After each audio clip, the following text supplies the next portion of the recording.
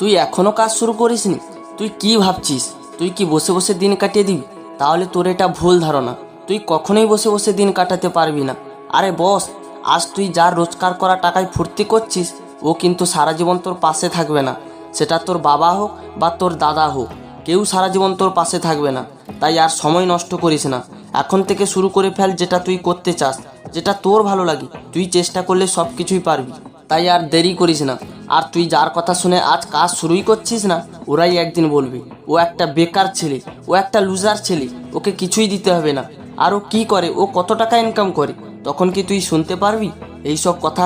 তাই আগে থেকে সাবধান হয়ে যা, নিজেকে প্রতিষ্ঠিত কর। তুই সফল হয়ে গেলে তখন আর কাউকে টাকা চাইতে হাত পাততে হবে না। তখন তোর কাছ থেকে সবাই চাইতে আসবে। হ্যাঁ বস, তখন তোর কাছ থেকে সবাই চাইতে আসবে। নিজেকে এমনভাবে তৈরি কর যা 10 জনের থেকে আলাদা লাগে।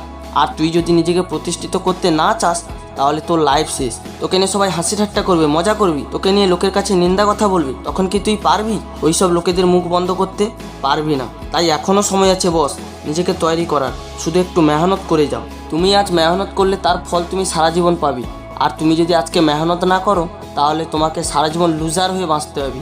আর তখন কি তুমি পারবে উইনার হতে? পারবে না, কারণ তোমার কাছে সময় নেই। তাই বস, এখন থেকে শুরু করে ফেলো তুমি যেটা করতে চাও। এখনও সময় আছে, শুরু করে ফেলো। তুমিই পারো বন্ধু, তুমিই সুপার হিরো। Thank you.